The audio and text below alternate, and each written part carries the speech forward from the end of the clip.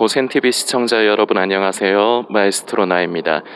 어제에서는 제가 가나 혼인잔치 언약이라는 그 영화를 보고 이제 여러분들과 내용을 좀 나눴고요.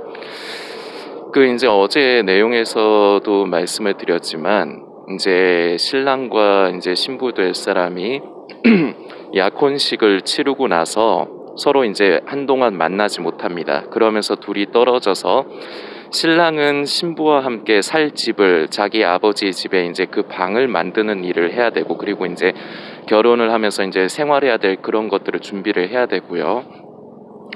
신부가 해야 될 게 있는데 어제도 말씀드렸지만 먼저 그 결혼식에 그 입을 예복을 준비해야 됩니다. 그리고 신랑이 밤 늦은 때에 언제 올지 모르기 때문에 기름을 준비하고 등불을 준비해야 됩니다. 이 부분이 이제 흔히 이제 열처녀의 비유라고 해서 지혜로운 다섯 처녀는 등불을 준비하고 등을 준비할 뿐만 아니라 기름도 잘 준비를 해서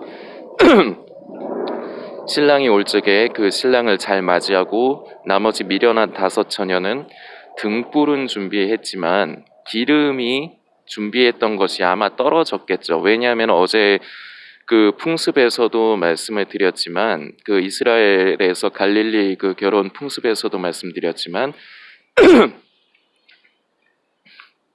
신랑이 언제 그 신부를 데리러 올지는 신랑도 모르고 신부도 몰라요. 이 결혼의 당사자인 두 사람이 그 결혼식 날을 모릅니다. 오로지 신랑의 아버지만이 알고 있어요.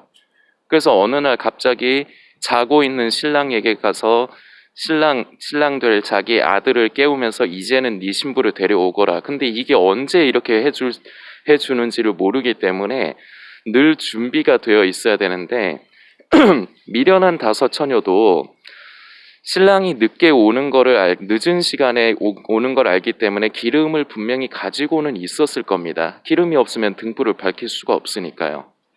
그런데 결국은 언제 올지 모르기 때문에 충분한 여분을 가지고 있어야 되는데 그 여분을 가지고 있던 게 모자라서 떨어졌겠죠. 그래서 결국은 그 신랑이 오는 그 타이밍에 기름이 없어서 등불을 밝히지 못해서, 그래서 결국은 바깥에 쫓겨나는 그러한 신세가 됩니다. 그 혼인잔치에 참여하지 못하는 그러한 신세가 됩니다. 이 그 비유에서 얘기하는 그 기름, 등불의 기름에 대해서, 그리고 신부의 예복에 대해서 이제 성도들이 조금 정확하게 좀 알아야 될 필요가 있는데, 저는 이거를 안다고 생각을 했어요.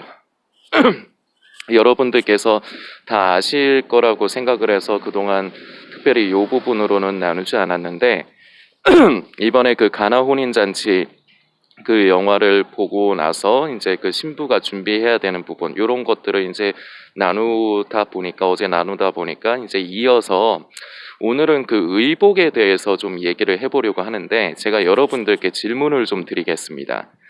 제가 길을 가다가 스님을 만났습니다. 근데 여기서 질문을 드릴게요. 제가 그 사람이 스님인 줄을 어떻게 알았을까요? 답은 옷입니다. 스님들은 머리를 밀고 있죠, 대부분. 그리고 손에는 목탁을 쥐고 다니고 그 회색 그 스님들이 입으시는 그런 옷을 입고 있죠. 이 복장을 봤을 때 저는 스님이라는 것을 알 수가 있습니다. 또 한번 질문 드릴게요. 같은 질문 드릴게요. 제가 길을 가다가 수녀님을 만났습니다. 근데 제가 어떻게 그분이 수녀님인 줄 알았을까요? 방금 전 질문이랑 똑같죠? 정답은 역시나 복장입니다. 수녀님들은 그 수녀님들의 항상 입으시는 옷들이 있죠. 그걸 보면서 우리가 지나가다가 수녀님인갑다 이렇게 알 수가 있는 거잖아요. 그 복장을 제 눈으로 봄으로 이거 기억을 해두셔야 돼요. 그러므로 그 사람이 수녀인 줄을 알 수가 있습니다. 자, 그런데 여기서는 조금 또 다른 질문을 하나 드려보겠습니다. 여러분들은 그리스도인입니까? 저와 여러분들은 그리스도인입니까? 성도입니까? 그럼 뭘 보고 성도라는 걸 알 수 있습니까? 뭘 보고 그리스도인이라는 걸 알 수 있습니까? 우리는 수녀님들이 입는 그런 옷이나 아니면은 스님들이 입는 그런 복장이 없죠. 일반 성도들은 그 절에 다니는 사람도 일반 사람들은 그런 옷을 안 입지 않느냐? 예, 좋아요. 그러면은 목사님들을 우리가 보고 무엇으로 목사님인 걸 알 수 있습니까? 길을 지나가다가 교회에서는 우리 목사님은 다 알잖아요. 그런데 다른 교회를 섬기시는 목사님인 거를 우리가 어떻게 알 수 있어요? 모르죠. 겉으로 봐서 모르죠. 봄으로서 알 수가 있는 거예요. 내면적인 것으로 알 수 있는 것이 아니라 제가 아까 전에 지나가다 제가 스님을 봤는데 수녀님을 봤는데 제가 어떻게 해서 그 사람이 수녀인 줄 알고 그 사람이 이제 스님인 줄을 제가 어떻게 알겠느냐. 눈으로 봄으로 그 사람이 입은 옷을 봄으로 제가 알 수 있다 그랬죠. 그 혼인 잔치에서 신랑과 신부라는 것을 어떻게 알아볼 수가 있겠습니까? 물론 그 동네 사람들은 누가 신랑이고 누가 신부인지는 다 알지만 예를 들어서 그 혼인잔치에 이렇게 주인공이 되는 신부가 어떤 사람인가 그 중에 이제 여성분들이 얼마나 많겠어요. 그리고 그 중에 남성분들도 또 얼마나 많겠어요. 근데 이 사람이 신랑이다, 이 사람이 신부다, 이거를 어떻게 알 수 있겠냐고요. 예복이죠. 예복을 눈으로 봄으로 인해서 저 사람이 신부다, 저 사람이 신랑이다, 이것을 알 수가 있겠죠. 겉으로 드러나는 거예요. 겉으로 드러나기 때문에 보여지는 겁니다. 자, 우리 그리스도인들에게는 무슨 옷이 있습니까? 성도들에게는 무슨 옷이 있습니까? 그리고 또 한 번 질문. 자, 신부된 예수님의 다시 오심을 기다리고 사모하는 우리 신부들에게 있어서 예복이 준비가 돼야 되는데 그 예식에 참여하기 위해서는 혼인잔치에 참여하기 위해서 예복이 준비가 돼야 되는데 그 예복이 그럼 무엇일까요? 성경에 이것도 답이 나와 있습니다. 바로 예수 그리스도입니다. 예수 그리스도로 옷을 입는 것입니다. 그것이 바로 그 혼인잔치에 신부가 준비해야 될 예복인데 성경 말씀을 두 군데를 좀 나누려고 합니다. 잠시만요. 날씨가 춥기 때문에 그 핸드폰이 또 이상할까 봐 제가 주머니에 계속 넣고 있습니다. 이해를 좀 부탁드리고요. 두 군데 말씀 중에 먼저 첫 번째는 로마서 13장의 말씀입니다. 로마서 13장의 그 12절부터 읽을게요. 밤이 깊고 낮이 가까웠으니 그러므로 우리가 어둠의 일을 벗고 빛의 갑옷을 입자. 자, 여기서도 입는다는 표현을 하죠. 그리고 그 뒤가 더 중요합니다. 낮에와 같이 단정히 행하고 방탕과 술 취하지 말며 음란과 호색하지 말며 쟁투와 시기하지 말고. 자, 여기서부터 오직 주 예수 그리스도로 옷 입고 정욕을 위하여 육신의 일을 도모하지 말라. 무엇으로 옷을 입으라고 사도 바울이 얘기를 하나요? 그리스도로, 예수 그리스도로 옷 입고.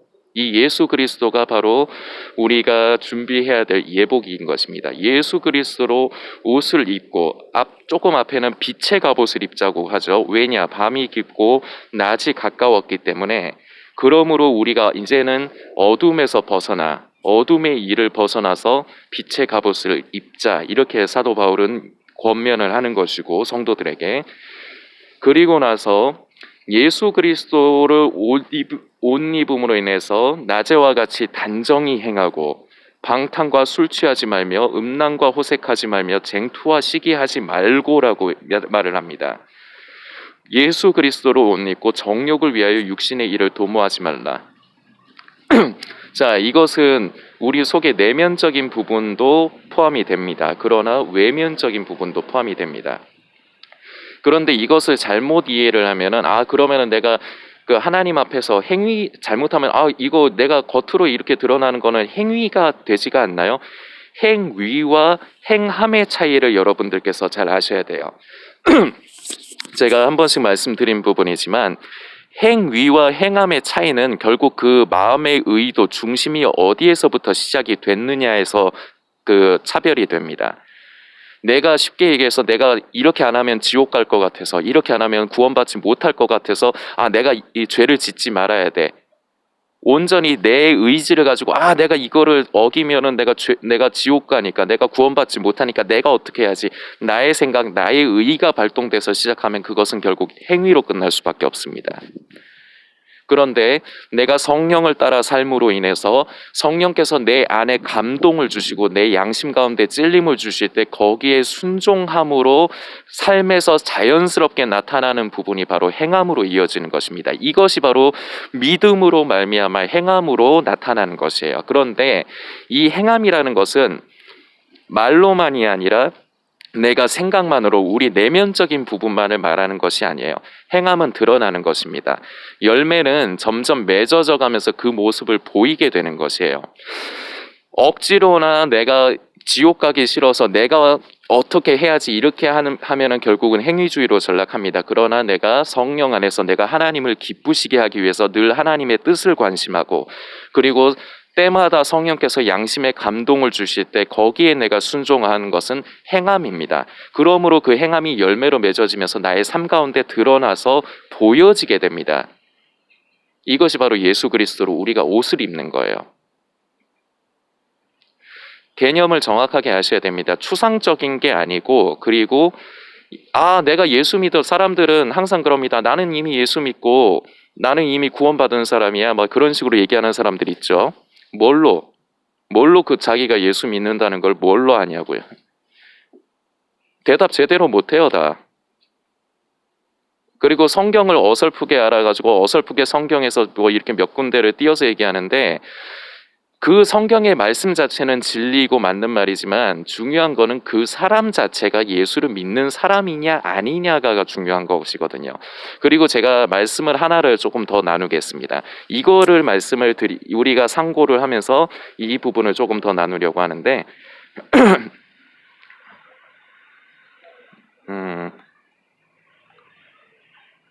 자, 그리고 이번에는 갈라디아서 3장 27절 갈라디아서 3장 27절 누구든지 그리스도와 합하여 세례를 받은 자는 그리스도로 옷 입었느니라. 자, 이 표현하고 아까 전에 로마서의 표현하고 조금 다른 게 있어요.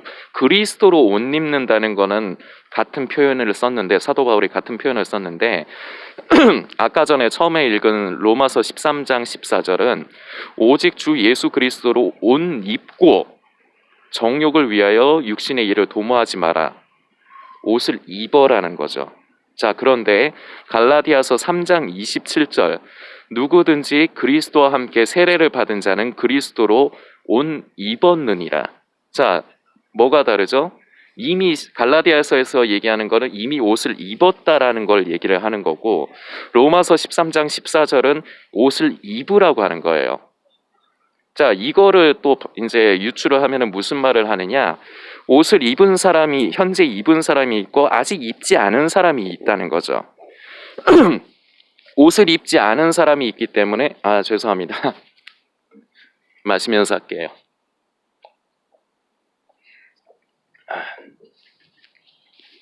옷을 입지 않은 사람이 있기 때문에 옷을 입으라고 얘기를 하는 거죠. 그런데 갈라디아서에서는 그리스도로 옷 입었느니라.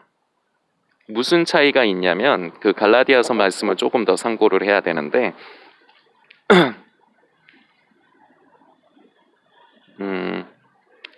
3장에 제가 아까 읽은 거는 27절이에요. 그런데 제가 조금 앞에서부터 읽을게요. 26절부터만 봐도 돼요. 너희가 다 믿음으로 말미암아 예수 그리스도 안에서 하나님의 아들이 되었으니 그러면서 27절이 이어지죠. 누구든지 그리스도와 합하여 세례를 받은 자는 그리스도로 옷 입었느니라. 자, 여기서 보면 우리가 중요하게 보아야 되는 게 믿음으로 말미암아 그리스도 예수 안에서 하나님의 아들이 된 사람, 되었으니라고 하니까 이미 된 사람. 자, 그런데 이게 모든 사람, 교회 다니는 사람, 모든 사람에게 얘기하는 게 아니에요. 그 모든 사람이 여기에 해당되는 게 아니에요. 내가 그냥 교회를 다닌다. 지금이 마지막 때임을 내가 알고 있다. 그래서 나는 깨어 있는다고 생각한다. 그래서 나는 맨날 말씀을 읽고 기도를 하는 사람? 아니에요. 옷을 아직 안 입은 사람도 있어요.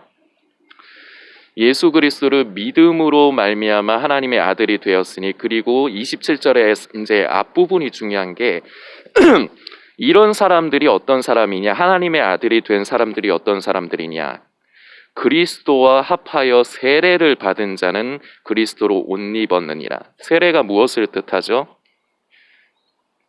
나는 죽고 내 안에 예수 그리스도가 사는 것, 나를 십자가의 죽음에 넘기우고 내 안에 예수 그리스도가 사는 것, 이러한 사람들이 예수 그리스도로 옷을 입었다는 거예요. 신부의 예복을 갖추었다는 거예요. 자, 그런데 교회를 다니는 사람들, 그리고 지금 마지막 때임을 아는 사람들이 다 예복을 입고 있을까요? 아닙니다. 그 증거가 뭡니까? 열매로서 알 수 있는데, 자기 자신을 죽음에 넘기고 있는가? 아, 나는 넘기고 있어요. 말로만 말할 필요 없어요. 그 사람의 삶을 보면 알아요. 하나님을 기쁘시게 하기 위해서, 하나님을 더욱더 사랑하기 위해서, 날이 갈수록 더 사랑하기를 소망하면서 너무라도 힘들고 어렵지만 내 육신을, 나의 생각, 나의 자아를 십자가에 못 박고 내가 예수 그리스도를 쫓아 하나님의 의를 나타내는 그러한 사람이 되어가고 있는가? 이것이 삶 가운데 열매로 나타나고 있느냐? 이러한 사람들이 바로 예수 그리스도와 합하여서 세례를 받은, 세례의 영적인 의미는 그래요. 우리가 죽는 겁니다. 물속에 들어갔다가 나오는 거잖아요. 들어가는 건 죽음을 뜻하고, 우리 육신의 죽음을 뜻하고, 나오는 것은 거듭남을 뜻하는 거예요. 예전에 옛사람이, 우리의 육신이, 우리의 생각, 우리의 자아로만 가득한 나의 육신을 죽음에 넘기우는 것이 바로 물속에 들어가는 것이고, 그리고 그 물에서 새로 나오는 것은 예수 그리스도로 말미암아 새로운 사람인, 새로운 피조물이 된 사람을 뜻하는 것입니다. 자, 이것이 아까도 말씀드렸지만 결국은 나 자신을 예수 그리스도와 함께 십자가에 못 박는, 날마다 그러한 삶을 삶으로 그러한 삶 가운데서 하나님을 기쁘시게 하고 그러한 열매를 맺어가고 있는 사람들이 바로 예수 그리스도로 옷을 입었다는 사람들이고, 아까도 잠깐 말씀드렸지만 이러한 사람들이 바로 그런 신부의 예복을 준비하는 사람인 거예요. 준비하고 있는 사람, 준비된 사람인 거예요. 그런데 아까도 로마서의 말씀과 제가 비교를 해드렸지만 둘 다 사도 바울이 저수를 했거든요. 사도 바울이 저수를 했는데 어떤 데서는 이미 입었다고, 그리스도로 옷 입었다고 얘기를 하고, 어떤 데서는 옷을 입으라고 해요. 아직 입지 않은 사람이 있다는 겁니다. 그게 여러분일 수가 있어요. 괜찮습니다. 사도 바울이 얘기하는 걸 잘 보세요. 너희는 옷을 안 입었으니까 너희는 신랑의 그 잔치에 참여할 수 없어, 혼인잔치에 참여할 수 없어, 이 의도로 얘기하는 게 아니죠.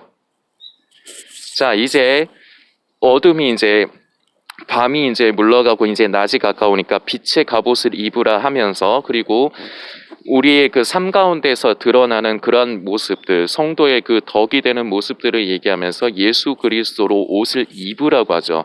안 입었으니까 입으라고 하는 거예요.